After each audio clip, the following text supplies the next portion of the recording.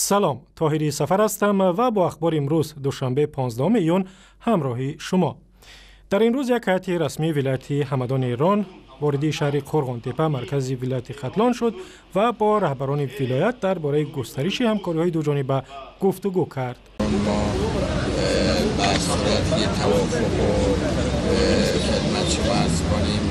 به دلیل حضور و وجود میرسیدعلی ҳамадони در منطقه کولاو و استان خطلان ارتباط معنوی بسیار سازنده بین ما ایجاد شده.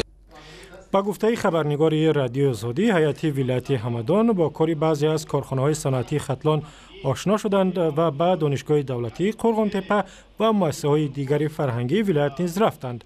طرف‌ها ضمن این سفر همچنین درباره همکاری‌های اقتصادی بین خطلان و ҳамадон به خصوص در عرصه کشاورزی گفتگو می‌کنند. از این پیشتر رهبران ولایت سوغد تاجیکستان به هیئت ولایت خراسان ایران پیشنهاد کردند که آمادند به کشاورزان ایرانی زمین‌های کیش در ولایت را برای 49 سال اجاره بدهند.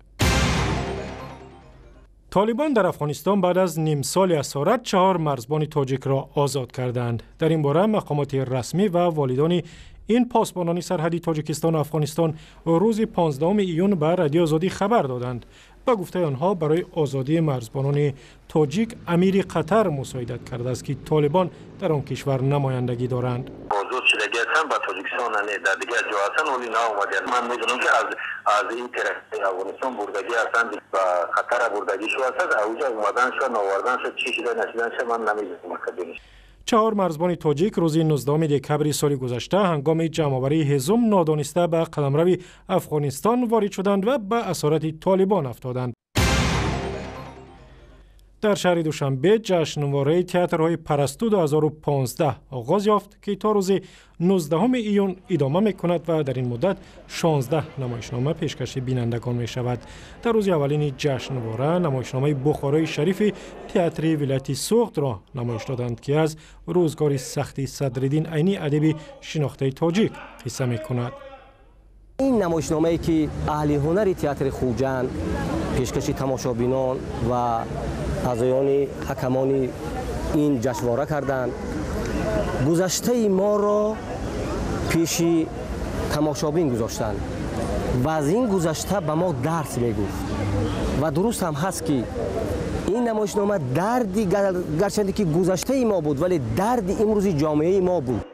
در جشنواره پرستو هر سال تئاترهای کسبی از گوشه و کنار تاجیکستان شرکت میکنند و غالب آزمون را شاه جایزه انتظار است. جشنواره تئاتری پرستو امسال به 100 سالگی هنرمند خلقی شوروی سابق اصلی برهانوف بخشیده شده است. توماس باخ پرزیدنت کمیته байналмилалии олимпӣ 15 ایون با یک سفر کاری وارد دوشنبه شد. توماس باخ ضمن سفر درازش با امامعلی رحمان رئیس جمهور و همزمان رئیس کمیته ملی المپی تاجیکستان ملاقات می‌کند. رشد ورزش و به خصوص نوع‌های ورزش المپی موضوع صحبت طرف است. مهمانان اینچنین به قرارگاه کمیته ملی المپی تاجیکستان می‌روند و با ورزشکاران و مربیان و داوران معروف و رهبران کمیته المپیک گفتگو می‌کنند. در دوشنبه نخستین مغازه مخصوص فروش لباس‌های اوازخان‌های معروف باز شد که در آن حالا پیراهن‌های تعدادی از سرایندگان محبوب در تاجیکستان به فروش گذاشته شده است. در این فروشگاه در مرکز پایتخت 90 همراه با لباس‌ها ثبت‌های اصلی اوازخان‌های معروف را خریدن ممکن است. با گفته مؤسس فروشگاه بهروز زیوروف، مبلغی که از فروش پیراهن‌ها به دست می‌آید قسمی را به خود اوازخوانان می‌دهند، بقیه را هم برای کمک به کودکان یتیم و بی‌پرستار صرف می‌کنند. حالا در فروشگاه پیراهن‌های مهرنگار رستم، زلیخا، محمدشاه و سروش خالف و دیگر اوازخوان‌ها را می‌توان پیدا کرد.